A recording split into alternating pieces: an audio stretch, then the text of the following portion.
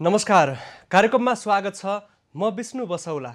हामी कोरोना संक्रमित नेपालका विभिन्न जिल्लामा केन्द्रित भइरहेका छौँ। त्यहाँको पछिल्लो अवस्थाको जानकारी गराइरहेका छौँ। नेपालमा आज बिहान 9 जना व्यक्तिमा थप कोरोना संक्रमण भएको पुष्टि भएको छ। कुल संक्रमितको संख्या 258 पुगेको छ। आज बिहान नेपालगञ्जका 8 जना र त्यसैगरी मकवानपुर निवासी 37 वर्षका व्यक्तिमा गरी 9 जना व्यक्तिमा कोरोना भाइरसको संक्रमण देखा परेको हो। नेपालका विभिन्न जिल्लामा संक्रमितको पहिचान हुने क्रम जारी छ र संक्रमितको संख्या बढ्दै गएको छ। अहिलेसम्म कुल संक्रमित मध्ये 35 जना व्यक्ति अस्पतालबाट उपचार गराएर घर फर्किएका छन्। अन्य कसैको पनि स्वास्थ्य अवस्था जटिल नभएको विभिन्न अस्पतालले जानकारी दिएको छ। नेपालभरि 272 व्यक्ति आइसोलेसनमा बसेको नेपाल सरकारको पछिल्लो तथ्याङ्क छ। त्यसैगरी क्वारेन्टिनमा भएका व्यक्तिको संख्या 15,600 पुगेको छ।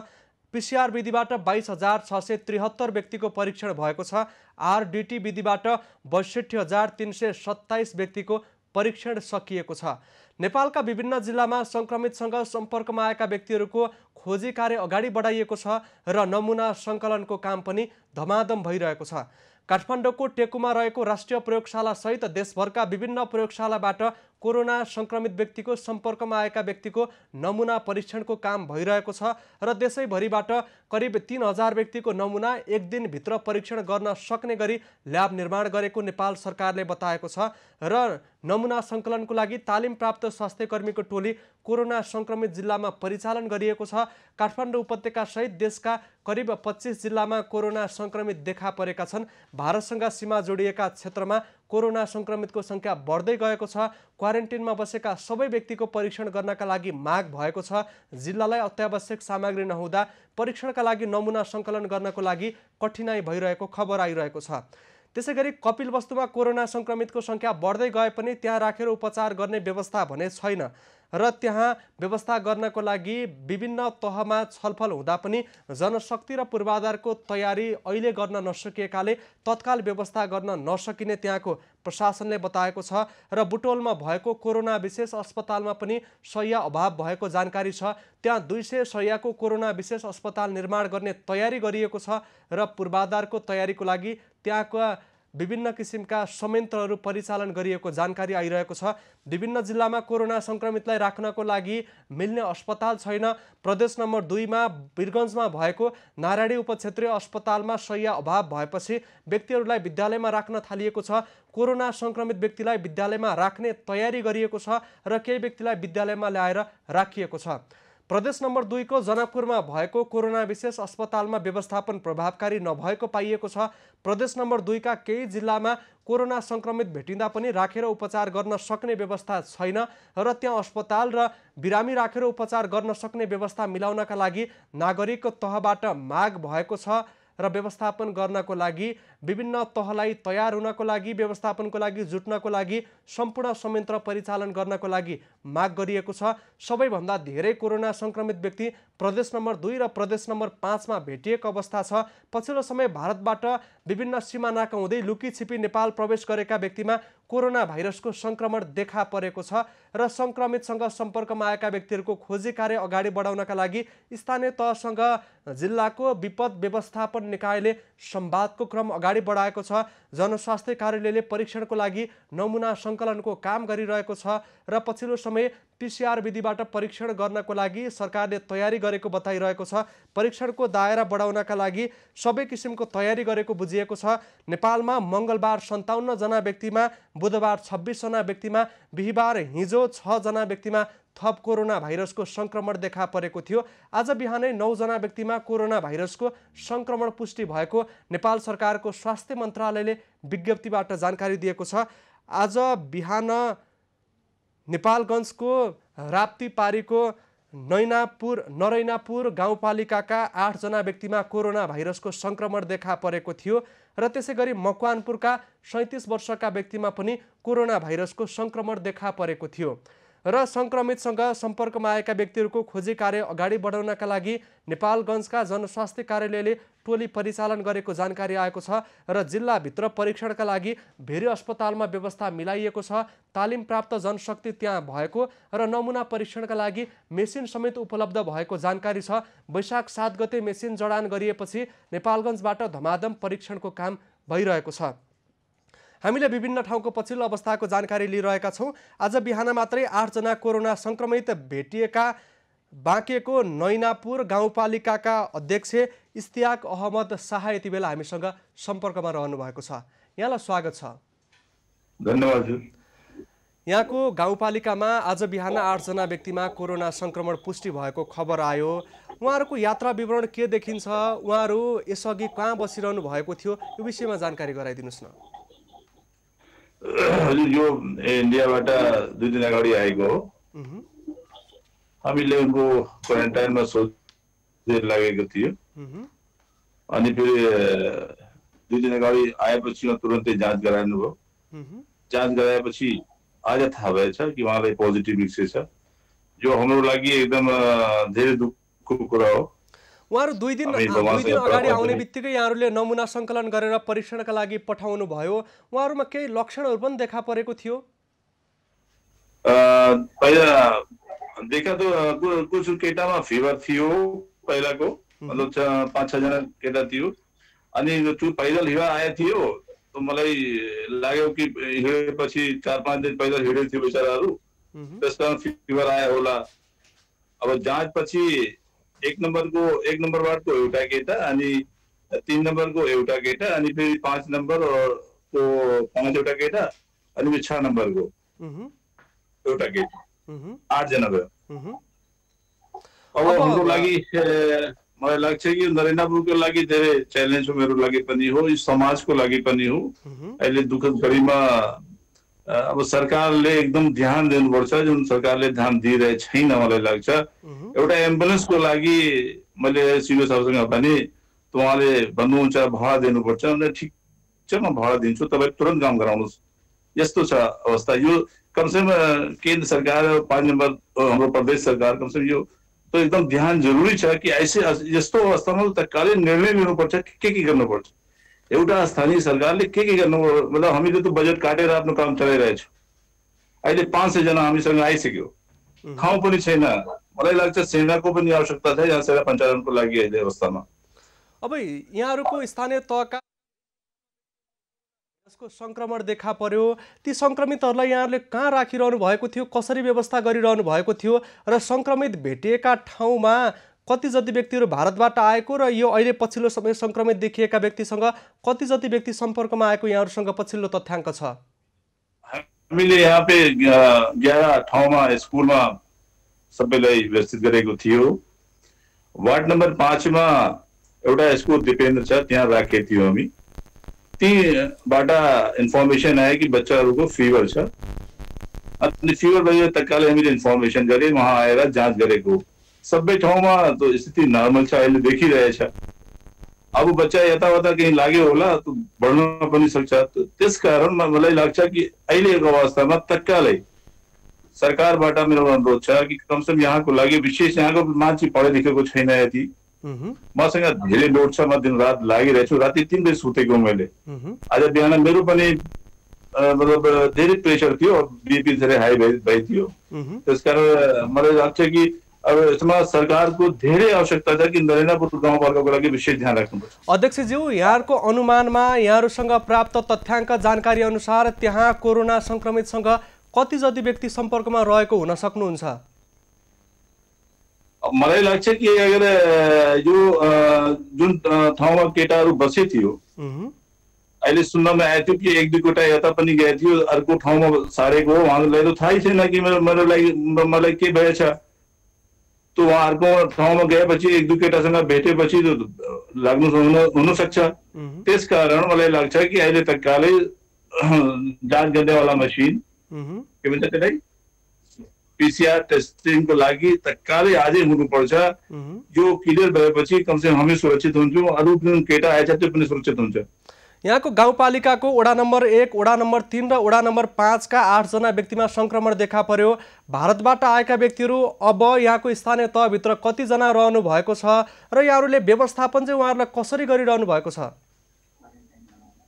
सबैलाई क्वारेन्टाइन बनाएको हजुर। यहाँको अवस्था मतलब तपाईँले थाहा छ नरेनापुर ब्याकवर्ड एरिया हो, दुर्गम क्षेत्र हो।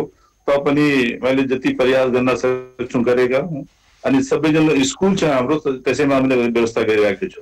स्कुलमा कतिजना राखिरहनु भएको छ? यो नरेनापुर गाउँपालिका हाम्रो साथी छ, हाम्रो जो अध्यक्ष हुनुहुन्छ, सदस्य हुनुहुन्छ अनि बुद्धिजीवी हुनुहुन्छ, उहाँसँग मेरो अनुरोध छ कि यो समयमा राजनीति नगरौँ। हामी सबै मिलेर, यो भगवानले कष्ट दिएको, अल्लाहले कष्ट दिएको, सबै मिलेर यो अगाडि लैजाउँ, सुरक्षित रहौँ।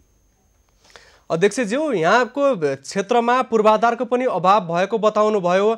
तालिम प्राप्त स्वास्थ्य कर्मीको पर्याप्तता कति छ र यहाँको स्थानीय तहभित्र अत्यावश्यक औषधहरू, अत्यावश्यक सामग्रीको अवस्था कस्तो छ? जिल्लासँग कसरी सम्पर्क भइरहेको छ? जिल्लाका अधिकारीहरूको प्रतिक्रिया के छ? अब मैले भनेको थियो, अहिले सिडिओ साहबसँग कुरा भएको थियो, त उहाँले भन्नुभयो, मैले कहा तत्कालै जो एम्बुलेन्स पठाइदिनु। त उहाँले भन्नुभयो कि भाडा चाहियो। त मैले भने ठिक छ, भाडा दिन्छु म। यही त दुःख छ मलाई, यो कमसेकम यो समयमा केन्द्र सरकार, प्रदेश सरकारले के गरिरहेछ? के मतलब नरेनापुर गाउँपालिका एम्बुलेन्स प्रणालीलाई भाडा चाहियो स्थानीय सरकारबाट? मतलब यो सानो कुरा हो, लेकिन यो ठुलो कुरो मेरो लागि हो। कोरोना संक्रमितहरू अहिले पनि त्यही ठाउँमा रहनु भएको छ कि उहाँहरूलाई कतै अस्पतालमा पठाइएको छ? यदि पठाइएको छैन भने कति बेला अस्पताल लगिँदैछ? कहाँ लैजाने यहाँहरूको योजना तयारी के छ? मैले स्वास्थ्य प्रमुखसँग अहिले कुरा भएको थियो। उहाँले भन्नुभयो कि मिटिङ चलिरहेको छ, मिटिङ सिद्धाएपछि हामी उसको व्यवस्था गर्छौँ। अहिलेसम्म उहाँहरूलाई कतै लैजाने विषयमा केही पनि योजना बनाइएको छैन? मलाई लाग्छ अहिले कि मसँग अहिले केही समाचार आएको छैन, लेकिन अहिले भनिरहेछु कि मतलब व्यवस्था गरिरहेछु। परीक्षणको लागि स्वास्थ्य कर्मी कहिलेसम्म स्थानीय तहमा आउने के जानकारी छ यहाँलाई? के भन्नुभयो? नमुना सङ्कलन गर्नको लागि संक्रमितसँग सम्पर्कमा भएका व्यक्तिको नमुना सङ्कलन गर्नको लागि जिल्लाले जनशक्ति पठाउने विषयमा के बताइरहेको छ? अब भनिरहेछ कि म तयारी गरिरहेछु। अब हेरौँ। हुन्छ, यहाँलाई धन्यवाद दिन चाहन्छु। इस्तियाक अहमद शाह बाँकेको नैनापुर गाउँपालिकाका अध्यक्ष रहनु भएको थियो। राप्तीपारीको गाउँपालिका हो। अत्यावश्यक सामग्रीहरू पनि त्यहाँ पुगेको छैन र त्यहाँ 8 जना व्यक्तिमा कोरोना भाइरसको संक्रमण आज बिहान पुष्टि भएको छ। म बाँकेका प्रमुख जिल्ला अधिकारीलाई सम्पर्क गरिदिनु हुनका लागि एमसीआरमा अनुरोध गर्न चाहन्छु। त्यहाँ रहेका 8 जना व्यक्तिमा कोरोना संक्रमण देखिँदा कसैलाई पनि अस्पतालमा लगिएको छैन। संक्रमितसँग सम्पर्कमा भएका व्यक्तिहरूको नमुना सङ्कलन गर्नको लागि स्थानीय तहभित्र जनशक्ति पुगेको छैन र त्यहाँ एम्बुलेन्स लगायतको अत्यावश्यक सामग्रीको अभाव छ र कोरोना संक्रमितलाई कता लैजाने, संक्रमितसँग सम्पर्कमा आएका व्यक्तिहरूको परीक्षण कसरी गर्ने, भारतबाट आएका व्यक्तिहरूको परीक्षणका लागि के गर्ने लगायत विषयमा गाउँपालिका अनभिज्ञ बनेको छ। गाउँपालिकालाई व्यवस्थापन गर्नका लागि कठिनाइ भएको छ। प्रदेश सरकारसँग समन्वय गर्दा प्रदेश सरकारले सकारात्मक प्रतिक्रिया नदिएको गाउँपालिकाको दुखेसो छ। जिल्लाबाट विपद व्यवस्थापन समितिमा सम्पर्क गर्दा, प्रमुख जिल्ला अधिकारीलाई सम्पर्क गर्दा पनि आश्वासन बाहेक केही नपाएको खबर आइरहेको छ। जो व्यक्तिलाई कोरोना संक्रमण पुष्टि भएको छ उनीहरूमा ज्वरो देखिएको गाउँपालिका अध्यक्षले बताउनु भएको छ। 2 दिन अघि भारतबाट नेपाल प्रवेश गरेका व्यक्तिमा ज्वरो देखिएपछि उनीहरूको नमुना सङ्कलन गरिएको थियो। ज्यादै थोरै व्यक्तिहरूको मात्रै नमुना सङ्कलन गरेर पठाइएको थियो। 40 व्यक्तिको नमुना सङ्कलन गरी पठाइँदा 8 जना व्यक्तिमा कोरोना संक्रमण भएको पुष्टि भएको छ। उनीहरूसँग सम्पर्कमा आएका व्यक्तिहरूको खोजी कार्य अगाडि बढाउनका लागि त्यहाँको स्थानीय तहले तथ्याङ्क सङ्कलनको काम गरिरहेको छ। नैनापुर गाउँपालिकाले तथ्याङ्क सङ्कलनको काम गरिरहेको जानकारी आएको छ र परीक्षणका लागि स्थानीय तहमा स्वास्थ्य कर्मीको टोली पठाउनका लागि जिल्लासँग आग्रह गरिरहेको छ, तर जिल्लाले पठाइरहेको विषयमा जानकारी छैन र कोरोना संक्रमितलाई अस्पताल लैजानुपर्ने भए पनि उनीहरू सबैजना अहिले गाउँमा भएको जानकारी आएको छ र स्थानीय तहले व्यवस्थापनको लागि तयारी गरे पनि सम्भव नभएको बताइरहेको छ। कोरोना संक्रमित भेटिएका जिल्लामा सरकारले बढी ध्यान केन्द्रित गर्न आवश्यक छ र त्यहाँको अवस्थाको मूल्याङ्कन गरी त्यस स्थानलाई सिल गर्ने सेना परिचालन गर्ने निषेधाज्ञा जारी गर्नेदेखि परीक्षणको लागि स्वास्थ्यकर्मी पठाउने कामको लागि नेपाल सरकारले जिल्लाको विपद व्यवस्थापन समितिलाई निर्देशन दिएको छ। निर्देशिकामा सोही कुरा उल्लेख छ र प्रमुख जिल्ला अधिकारीको संयोजकत्वको समूहले यो सबै कुरा व्यवस्थापन गर्न सक्ने उल्लेख छ र जिल्लाको प्रमुख जिल्ला अधिकारीको संयन्त्रले प्रदेशको संयन्त्रसँग सम्पर्क गर्न सक्ने, संवाद गर्न सक्ने, व्यवस्थापनको लागि छलफल गर्न सक्ने अवस्था छ र साथै सिधै सङ्घीय सरकारको स्वास्थ्य मन्त्रालय र विभिन्न स्वास्थ्यसँग सम्बद्ध निकायसँग पनि सम्पर्क गरेर सहयोग माग्न सक्ने बताइए पनि विभिन्न कोरोना सङ्क्रमित भेटिएका स्थानीय तहले त्यस जिल्लाले अत्यावश्यक सामग्री नपाएको गुनासो गरिरहेका छन्। केही ठाउँमा कोरोना सङ्क्रमितसँग प्रत्यक्ष सम्पर्कमा आएका व्यक्तिहरूको परीक्षण गर्नको लागि, नमुना सङ्कलन गर्नको लागि अत्यावश्यक सामग्रीको अभाव भइरहेको खबर आइरहेको छ र नमुना सङ्कलन गर्नको लागि अत्यावश्यक सामग्रीको अभाव हुनु र कोरोना सङ्क्रमितसँग सम्पर्कमा आएका व्यक्तिको तथ्याङ्क मात्रै सङ्कलन हुनुले व्यक्तिमा मनोवैज्ञानिक त्रास बढेको छ। तथ्याङ्क सङ्कलन गर्ने 3-4 दिनसम्म नमुना सङ्कलन नगर्ने गर्दा त्यहाँका नागरिकहरू त्रसित बनेको अवस्था छ र सरकारले नमुना सङ्कलन गर्नतर्फ ध्यान दिन आवश्यक छ। विभिन्न जिल्लामा कोरोना सङ्क्रमित भेटिएका व्यक्तिलाई बुटोलमा रहेको कोरोना विशेष अस्पतालमा पुर्याएर उपचार गर्ने व्यवस्था मिलाइएको थियो, तर अस्पतालको शय्यामा बिरामीहरू भरिएको अवस्था छ र पछिल्लो व्यवस्थापनको लागि विभिन्न ठाउँको खोजी भइरहेको जानकारी आइरहेको छ। हामी त्यहाँको पछिल्लो अवस्थाको जानकारी लिन्छौँ। हामीसँग सम्पर्कमा हुनुहुन्छ कोरोना विशेष अस्पतालका अध्यक्ष हुनुहुन्छ, बुटोलका कोरोना विशेष अस्पतालका अध्यक्ष सूर्यबहादुर भट्टराई। अध्यक्ष, यहाँलाई स्वागत छ। धन्यवाद, नमस्कार। बुटोलमा भएको कोरोना विशेष अस्पतालमा अब थप बिरामी राखेर उपचार गर्न नसक्ने यहाँहरूले बताइरहनु भएको छ। त्यसपछिको वैकल्पिक अस्पतालको रूपमा यहाँहरूको तयारी के छ? कसरी काम अगाडि बढाउनु भएको छ? व्यवस्थापनको काम चाहिँ कसरी भइरहेको छ? यो हिजो मात्रै 5 नम्बर प्रदेश मुख्यमन्त्रीको कार्यालयमा एउटा निर्णय भएको छ, 200 शय्या थप गर्ने केही क्षेत्रमा भन्ने कुरा निर्णय भएको छ। त्यसैको हामी प्रक्रियामा अगाडि बढेका छौँ। 200 शय्या थप गर्ने तयारी हुँदा 200 शय्या राख्नको लागि पूर्वाधार चाहियो, 200 शय्या राख्नको लागि त्यसपछि त्यसको निगरानीको लागि जनशक्ति चाहियो, 200वटा शय्या पनि त चाहियो। यसको लागि व्यवस्था के छ? कसरी व्यवस्था हुन सक्छ? यस्तो छ, त्यहाँ चाहिँ यो भवनहरू निर्माण भइसकेका अवस्थामा छन्। यो पहिलाको बुटोल धागो कारखाना लिमिटेडको भवनहरू हो होइन। त्यो निर्णय भएपछि हामीले अहिलेको खरिद ऐन 145 को दफालाई प्रयोग गरेर न्यूनतम समयमा अरू अन्य बेडहरू चाहिने, त्यसको लागि म्याट्रेसहरू र जनशक्ति व्यवस्थापन गर्ने काममा बढ्दैछौँ। कहिलेसम्म व्यवस्था हुन सक्छ? कहिलेसम्म व्यवस्था गर्ने गरी यहाँहरूले तयारी गर्न सक्ने अवस्था छ? अब जनशक्तिको हकमा त अलिकति हामीसँग भएकै जनशक्तिलाई पनि अलिकति ओभरटाइम दिने बित्तिकै यो जनशक्तिले पनि केही थप गर्न सक्छ। मुख्य कुरा जुन सामान खरिद गर्ने पाटो छ त्यसलाई न्यूनतम समय राखेर टेन्डर प्रक्रिया हो, त्यो हामी अगाडि गइसकेका छौँ।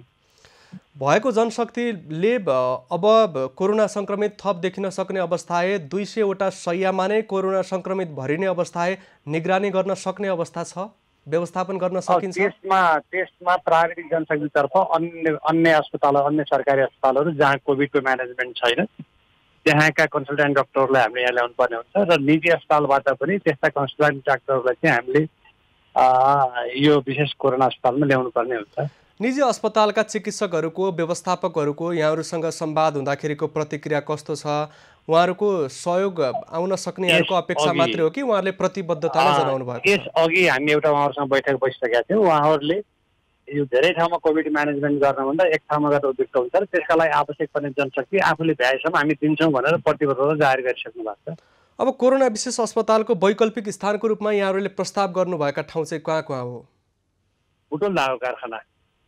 बुटोल धागो कारखानामै 200 शय्याको निर्माण गर्न सक्ने अवस्था छ। त्यहाँभित्र त 5,000 10,000 जना मान्छेहरूलाई पनि राख्न मिल्ने खालको भवनहरू छन्, तर त्यहाँ कुनैमा मेसिनरीहरू छ, कुनैमा के छ। अहिले हामीले प्रयोग गर्ने भनेको त्यहाँ अहिले जनशिक्षा सामग्री केन्द्रको पुस्तकहरू राखिएको 2वटा हलहरू छन्। त्यो हलहरू, त्यो किताबहरूलाई अर्को कुनै कोठामा सारेर, त्यही भित्रै कोठामा सारेर त्यहाँ हामीले तत्कालीन अवस्थामा छिटोभन्दा छिटो माध्यमबाट अरू बेडहरू लाने खालको कार्यक्रम चाहिँ हो। बजेटको व्यवस्था कस्तो छ? प्रदेश सरकारबाट, सङ्घीय सरकारबाट सहयोग कति पर्याप्त छ? अब रकम नै हाम्रो प्रदेश अस्पताल खातामा आइसकेको अवस्था त छैन। तथापि मुख्यमन्त्रीज्यूलाई भेट्दा र सामाजिक विकास मन्त्रालयको माननीय मन्त्रीज्यूलाई भेट्दा उहाँहरूले बजेटको खाँचो हुँदैन, तपाईँहरू अगाडि बढ्नुहोस् भनेर मौखिक रूपमा आश्वासन दिनुभएको छ। अब यसरी भनिदिनुहोस् न, सङ्क्रमितको सङ्ख्या हरेक जिल्लामा बढ्ने क्रममा छ, साथसाथै छिमेकी जिल्ला कपिलवस्तुका व्यक्तिहरूलाई पनि त्यहीँ ल्याएर उपचार गरिएको छ, अन्य जिल्लाकालाई पनि ल्याउन थालिएको छ। कति दिनभित्र सबै कुरा मिलाएर सय नै तयार गरेर उपचार भएको छ जस्तो मलाई लाग्छ। अहिले जिल्ला जिल्लामा पनि आइसोलेसनको लागि ठाउँहरू व्यवस्थापन गर्ने हरेक जिल्लामा भन्ने खालको प्र्याक्टिस चले जस्तो लाग्छ मलाई आजबाट। यद्यपि बुटोल एउटा ठुलो ठाउँ हो र 5 प्रदेशको राजधानी सहर पनि भएको हुनाले यसको क्यापासिटी अलिकति बढ्ता बढाउनुपर्छ भनेर हामी लागेका छौँ। यो अत्यन्त छिटो हुन्छ, ठ्याक्कै दिनमै भन्न त अप्ठ्यारो कुरा पनि छ, लकडाउनको पनि बेला हो। यद्यपि कानुनले निर्दिष्ट गरेको समय छ हामीलाई खरिद प्रक्रियामा, तिनीहरू भित्रभित्रै हामीले पुरा गर्छौँ जस्तो मलाई लाग्छ। अब नेपालमा अहिलेसम्म सङ्क्रमित भेटिएका धेरै व्यक्तिहरूको स्वास्थ्य अवस्था सामान्य छ। केही व्यक्तिलाई पनि अहिलेसम्म एकजनालाई पनि भेन्टिलेटर आइसियुमा राख्नु परेको जानकारी छैन। यद्यपि अब सङ्क्रमितको सङ्ख्या थपिँदै जाँदा केही व्यक्तिलाई जटिल अवस्था आए, स्वास्थ्य अवस्था गम्भीर भए भेन्टिलेटरमा राख्नुपर्ने, आइसियुमा राख्नुपर्ने अवस्था पनि रहन्छ। यहाँहरूले 50 शय्याको अहिलेको अस्पताल र थप 200 शय्याको अस्पताल बनाउँदा 250 शय्याको बन्छ। यहाँहरूसँग अहिले कोरोना विशेष अस्पतालमा 4वटा भेन्टिलेटर, 8वटा आइसियु मात्रै भएको जानकारी छ। यो अत्यावश्यक व्यवस्थाको लागि यहाँहरूको तयारी के छ? त्यसको लागि त्यही जुन ठाउँमा हामीले 8वटा बेड सञ्चालन गरेको छौँ त्यो वास्तवमा त्यो 20 बेडको हो। हामीले 200देखि 250 बेडको आइसोलेसनलाई 20 बेडको आइसियुले हामीलाई पर्याप्त हुन्छ भन्ने प्राविधिक बुझाइले त्यो तयारी गरेका हौँ। त्यसमा जम्मा त्यो सुत्ने ठाउँ मात्रै राख्न पर्ने अवस्था छ। र अब भेन्टिलेटरको कुरा हामीसँग अर्को थप 5वटा भेन्टिलेटर पनि प्रदेश अस्पतालमा भएको अवस्था हो। यसको टेन्डर प्रक्रियामा गएर पनि 4वटा भेन्टिलेटरहरू स्वीकृत भइसकेको अवस्था छ। मलाई लाग्छ त्यस्तो नै सिरियस अवस्थामा निजी अस्पतालमा भएका केही भेन्टिलेटरहरू पनि प्रयोग गर्न सकिन्छ जस्तो मलाई लाग्छ। त्यसको समस्या रहँदैन। अब समस्या आइसियुको चाहिँ होइन, समस्या आइसोलेसन वार्डको हो। अब आइसोलेसन वार्डलाई पनि भवन तयारी अवस्थामा रहेको हुनाले अब यसको बेड म्यानेजमेन्टको कुरा मात्रै र जनशक्ति व्यवस्थापनको कुरा मात्रै हो, यी दुवै चाहिँ सम्भव छिटै नै हुन्छ जस्तो मलाई लाग्छ। अब विभिन्न जिल्लामा सङ्क्रमितको हिजो र अस्ति 2 दिन परीक्षण हुन नसकेको र आज परीक्षणका लागि नमुना सङ्कलन गरेर पठाइएको सङ्क्रमितको सङ्ख्या बढ्ने आकलन भइरहेको छ। विभिन्न ग्रामीण क्षेत्रका स्थानीय तहमा सङ्क्रमित देखिए त्यहाँसम्म एम्बुलेन्स पठाएर ल्याउन सक्ने गरी यहाँहरूसँग एम्बुलेन्सको पर्याप्तता कति छ, चालकहरूको अवस्था कस्तो छ, समग्र व्यवस्था कसरी भइरहेको छ? अब ठ्याक्कै हाम्रो अन्डरमै एम्बुलेन्स भन्नुहुन्छ भने त्यो अस्पतालको अन्डरमा 2वटा मात्रै एम्बुलेन्स छ। यद्यपि यहाँका निजी एम्बुलेन्सहरू कम्तीमा 15वटाको सङ्ख्यामा बाहिर स्ट्यान्ड बाई हुन्छन् जति बेला पनि। त्यो एम्बुलेन्सको चाहिँ समस्याभित्र नरहला र स्थानीय तहमा पनि र साना साना जिल्ला सदरमुकाम पनि एम्बुलेन्सको खाँचो चाहिँ छैन। र बिरामी ल्याउनलाई एम्बुलेन्स अथवा कुनै अर्को सवारी साधन पनि प्रयोग गर्न सकिने अवस्था, किन अहिले अन्य सवारी साधनहरू चलेको अवस्था छैन। प्रमुख व्यवस्थापन भनेको बिरामी ल्याइसकेपछि सुताउने र जनशक्ति व्यवस्थापन गर्ने, यी दुवै कुराहरूमा हामी लागिरहेछौँ। हुन्छ, यहाँलाई धन्यवाद दिन चाहन्छु। हस्, धन्यवाद। सूर्यबहादुर भट्टराई रहनु भएको थियो बुटोलको कोरोना विशेष अस्पतालका अध्यक्ष। बुटोलमा 50 शय्याको कोरोना विशेष अस्पताल निर्माण गरिएको थियो, जसमध्ये सबै शय्या भरिएको जानकारी छ। अन्य जिल्लाबाट ल्याएका व्यक्तिहरू पनि त्यहीँ राख्नुपर्ने हुँदा शय्या भरिएको छ। धागो कारखानामा 200 शय्याको कोरोना विशेष अस्पताल निर्माण गर्ने तयारी भएको जानकारी छ। रकम अभाव भएको पछिल्लो जानकारी आइपुगेको छ। समग्र व्यवस्थापन गर्नको लागि विभिन्न तहबीच समन्वय भइरहे पनि निर्णय भएर पनि प्रक्रिया अगाडि बढाउनु पर्ने समयमा प्रक्रिया अगाडि बढाउने भने ढिलाइ भइरहेको छ। हामी पर्साको पछिल्लो अवस्थाको जानकारी लिन्छौँ। सम्पर्कमा हुनुहुन्छ संवाददाता राजन रौनियार। राजन, पर्सामा सङ्क्रमित भेटिएका व्यक्तिलाई पनि अस्पतालसम्म लैजान सकिएको थिएन, घरमै बस्न भनिएको थियो। उनीहरूको पछिल्लो व्यवस्थापन कसरी भइरहेको छ, जानकारी गराउनुहोस्। विष्णु, पर्सामा जुन 20 जना सङ्क्रमित व्यक्तिलाई यहाँ उपचार गर्ने ठाउँ नहुँदा र नारायणी अस्पतालमा उपचारको लागि बेड नहुँदा उहाँहरूको आफ्नै घरमा क्वारेन्टाइन राखिएको थियो। त्यसपछि चाहिँ हिजो करिब 11 बजेतिर वीरगञ्जको सिद्धार्थ माविमा क्वारेन्टाइन आइसोलेसन बनाइएको छ। त्यसमा चाहिँ 32 बेडको आइसोलेसन बनाइएको छ र त्यसमा 19 जनालाई अहिले त्यहाँ एडमिट गरिसकेको हामीले जानकारी पाएका छौँ र उहाँलाई त्यहाँ उपचार भइरहेको छ, जसमा 17 जना सङ्क्रमित छन् भने 2 जना बच्चा र 1 जना बच्चाको आमा चाहिँ राखिएको छ। विष्णु, राजन, अब जिल्लामा कोरोना संक्रमितको संख्या बढ्दै गएको छ। पछिल्लो अवस्था हेर्ने हो भने पहिला कोरोना संक्रमित देखिएका व्यक्ति र पछिल्लो क्रममा कोरोना संक्रमित देखिएका व्यक्तिको यात्रा विवरण, सम्पर्क, संवाद केही पनि देखिँदैन। चुनौती थपिँदै गएको छ। धेरै व्यक्तिमा परीक्षण गर्नुपर्ने आवश्यकता देखिएको छ। जिल्लाभित्र परीक्षणको क्रम चाहिँ कसरी अगाडि बढेको छ? कति ठाउँबाट परीक्षणको काम भइरहेको छ? जिल्लाको तयारी के छ? विष्णु, आवश्यक किट नहुँदाखेरि यहाँ ट्रेसिङको काम सकाएर बसिए तापनि आवश्यक किट नहुँदाखेरि चाहिँ स्वाब परीक्षण गर्न पाइएको छैन। हामीले भर्खरै महानगरपालिकाका मेयर विजय कुमार सराउगीसँग यस विषयमा कुराकानी गरेका थियौँ र उहाँका भनाइ के थियो भन्दाखेरि हामीले 5000 देखि लिएर 7000 सम्म आवश्यक किट मागेका थियौँ, तर प्रदेश सरकार र केन्द्र सरकारले हिजो मात्र 300 किट पठाएको अवस्था छ र त्यो 300 किटबाट हामीले पहिलो चरणमा जुन संक्रमित व्यक्तिहरूको फर्स्ट प्रायोरिटीमा जुन सम्पर्कका व्यक्तिहरू हुन्छन्, क्लोज व्यक्तिहरू हुन्छन्, उहाँहरूको परीक्षण गर्ने काम गरिरहेका छौँ। यद्यपि उहाँहरूको सेकेन्ड फेज र थर्ड फेजका व्यक्तिहरूलाई अहिलेसम्म हामीले परीक्षण गर्न सकिएको छैनौँ, किनभने किटको एकदमै अभाव भएको छ यहाँनिर। र प्रदेश सरकार र केन्द्र सरकारले जति चाँडोभन्दा चाँडो यो किटहरू एभाइलेबल गराइदिनु भयो भने संक्रमितहरूको संख्या पर्सामा बढ्नुको हामीले रोकथाम गर्न सक्छौँ। तर अहिले चाहिँ अवस्था त्यस्तो देखिएको छैन। चाहिएको किट जुन मात्रामा चाहिने हो त्यो पर्सामा सम्बन्धित निकायले नपठाइदिँदाखेरि संक्रमित पत्ता लगाउन समेत गाह्रो भइसकेको छ र अहिले पर्सा जिल्लामा यो समुदाय स्तरमै फैल्न सक्ने एउटा ठुलो महामारीको रूपमा लिन सकिने अनुमान गर्न सकिन्छ। राजन, गण्डक अस्पताल सहित त्यहाँका निजी अस्पताललाई कोरोना विशेष अस्पताल बनाउने भनेर भनिएको थियो र हिजो बेलुका निर्णय गर्नका लागि बैठक बसेको पनि जानकारी थियो। बैठकले के निर्णय गर्यो? कुन अस्पतालमा व्यवस्था गर्ने गरी के तयारी भइरहेको छ? कहिलेसम्म व्यवस्था हुन सक्ने सम्भावना छ?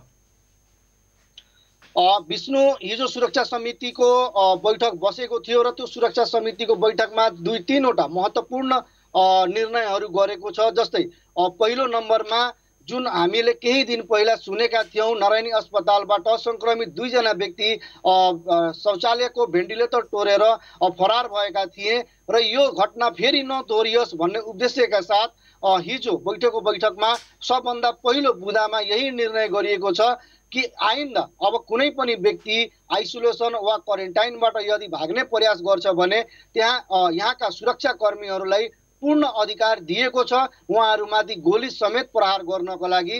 र दोस्रो निर्णय के गरिएको छ भन्दाखेरि संक्रमित बढिएकोले सुरक्षाकर्मीलाई क्वारेन्टाइनको रूपमा जुन यहाँ संक्रमित बढिरहेको जुन एउटा तथ्याङ्क अहिले हामी हेरिरहेका छौँ, यसमा एउटा प्रावधान के राखिएको छ भने स्वास्थ्य कर्मीलाई जुन एउटा होटलमा यदि संक्रमित भएमा होटललाई भाडामा लिने र त्यो होटललाई आइसोलेसनमा परिणत गर्ने हो भने अन्य कुनै पनि व्यक्ति यदि संक्रमित वा क्वारेन्टाइनमा छन् र यदि उनीहरूलाई अस्पताल जानुपर्ने इच्छा छैन भने त्यस्ता व्यक्तिहरूले कुनै पनि ठाउँलाई निश्चित गरेर त्यहाँका स्थानीय सुरक्षा कर्मीहरूको माताहतमा जानकारी गराएर आफ्नो निजी खर्चमा कुनै पनि ठाउँ, होटल वा भवनमा बस्न सक्ने गरी व्यवस्था मिलाइएको छ। त्यस्तै गण्डक अस्पतालको बारेमा कुरा गरौँ भने हिजोदेखि महानगरपालिकाले गण्डक हस्पिटललाई कोभिड अस्पतालमा सञ्चालन गर्नको लागि लागि परेको छ र त्यसको लागि त्यहाँ चाहिने आवश्यक पूर्वाधारहरू पनि बनाउन चाहिँ सुरु भइसकेको छ। हामीले मेयर विजय कुमार सराउगीसँग कुरा गरे अनुसार त्यहाँ 60 बेडको अहिले आइसोलेसन तयार गरिरहेको अवस्था छ र हिजो भोलि 10-11 बजेसम्म त्यो हस्पिटल आफ्नो अन्डरमा लिने र कोभिड अस्पताल सञ्चालन गर्ने उहाँले जनाउनु भयो। तर केही प्रमुख जुन त्यहाँ सिस्टमहरू लगाउनु पर्ने हो, जस्तै निगरानीको लागि CCTV क्यामेरा, त्यस्तै अहिले वीरगन्जमा देखिएका थर्ड पेजका संक्रमितहरू छन् र त्यस्तै पहिलो चरणका संक्रमितहरू भेटे भने उहाँहरूको लागि राख्ने छुट्टै एउटा आइसोलेसन बेड, त्यस्तै सेकेन्ड फेजका बिरामी देख्यो भने उहाँहरूलाई छुट्टै, तेस्रो फेजका देखियो भने छुट्टै, त्यस्तै महिला, पुरुष र बच्चाहरूको लागि पनि छुट्टा छुट्टै बेडहरू बनाउने काम त्यहाँ भइरहेको छ। र उहाँले बताए अनुसार आज बेलुका वा भोलिसम्म चाहिँ उहाँहरूले सम्बन्धित संस्था, सम्बन्धित कार्यालय आग्रह गर्नु भएको छ र सम्भवतः भोलि दिउँसोसम्म चाहिँ त्यो अस्पताललाई आफ्नो महानगरको अन्डरमा लिएर कोभिड अस्पताल सञ्चालन गरिने उहाँले जानकारी गराउनु। राजन, अब कोरोना संक्रमितको संख्या थपिँदै जाँदा जिल्लाभित्र तालिम प्राप्त जनशक्ति, उपचारमा संलग्न जनशक्ति कतिको पर्याप्त छ, त्यो व्यवस्थापनको लागि प्रशासनले के तयारी गरिरहेको छ? त्यो व्यवस्थापनको लागि विष्णु नारायणी अस्पतालका मेसु मदन कुमार उपाध्यायको रेखदेखमा, प्रत्यक्ष रेखदेखमा र यहाँ वीरगञ्जका करिब 15वटा अस्पतालहरू जुन छन् ती अस्पतालका सम्पूर्ण सञ्चालकहरूलाई र सरोकारवालाहरूलाई बोलाएर हिजो चाहिँ एउटा बैठक गरिएको छ। त्यो बैठकमा प्रस्ताव के राखिएको छ भन्दाखेरि प्यारामेडिक्स र स्टाफ नर्सहरू खास गरेर अहिलेको सङ्क्रमणलाई हेर्ने हो भने आवश्यकता देखिएको छ र 15वटै अस्पतालबाट चिकित्सकहरू माग गरिएको छ र यी चिकित्सकहरूको संयोजक चाहिँ रामकुमार श्रेष्ठलाई दिएको र छ। उहाँको संयोजकमा यो सबै सुरक्षा स्वास्थ्य कर्मी चाहिँ एउटा समूह बनाएर उहाँले जानकारी गराउनुहुन्छ मेसुलाई र मेसुले त्यही अनुसार चाहिँ परिचालित गर्ने बताइएको छ। धन्यवाद राजन। संवाददाता राजन रौनियार पर्साबाट सम्पर्कमा रहनु भएको थियो। पर्सामा कोरोना संक्रमित भेटिएका 20 जनालाई नारायणी अस्पतालमा राख्नको लागि शय्या अभाव भएपछि घरमा बस्न भनिएको थियो। उनीहरूलाई अहिले विद्यालयमा ल्याएर क्वारेन्टिन गरेर राखिएको जानकारी छ। सिद्धार्थ माविमा ल्याएर आइसोलेसन क्वारेन्टिनका लागि बनाइएको स्थानलाई आइसोलेसन कक्षको रूपमा प्रयोग गर्नका लागि भनिएको छ। त्यसैगरी अहिले गण्डक अस्पताललाई कोरोना विशेष अस्पताल बनाउने गरी महानगरपालिकाले निर्णय गरेको छ। त्यसैगरी त्यहाँ 2 जना व्यक्ति नारायणी उपक्षेत्रीय अस्पतालबाट भागेपछि कोरोना संक्रमित भाग्ने अवस्था आए। त्यहाँ गोली चलाउनका लागि सुरक्षा निकायलाई अधिकार प्रत्यायोजन गरिएको छ र जिल्लाभित्र परीक्षण गर्नको लागि अत्यावश्यक सामग्रीको अभाव भएको जानकारी आएको छ। नेपालमा 258 जना व्यक्तिमा कोरोना भाइरसको संक्रमण देखा परेको छ। आज बिहान 9 जना व्यक्तिमा संक्रमण पुष्टि भएको थियो। 35 जना निको भएर घर फर्किएका छन्। 22,673 को PCR विधिबाट परीक्षण भएको छ। 62,327 व्यक्तिको RDT विधिबाट परीक्षण भएको छ। क्वारेन्टिनमा बसेका व्यक्तिको संख्या 15,600 पुगेको छ। 272 जना व्यक्ति आइसोलेसनमा बसेका छन्। विश्वभरि 45,26,850 व्यक्तिमा कोरोना भाइरसको संक्रमण देखा परेको छ। 3,03,405 जना व्यक्तिको मृत्यु भएको छ। 17,04,268 व्यक्ति स्वास्थ्य अवस्था सुधारोन्मुख भएपछि घर फर्किएका छन्। कोरोना भाइरस संक्रमण मुक्त भएर घर फर्किएका छन्। आज हामीले देशभरका विभिन्न जिल्लाको त्यहाँको अवस्थाको बारेमा जानकारी गरायौँ। कार्यक्रम आजलाई यति नै। खबरभित्रको खबरका लागि हेर्दै रहनुहोला एभी न्यूज खबर। नमस्कार।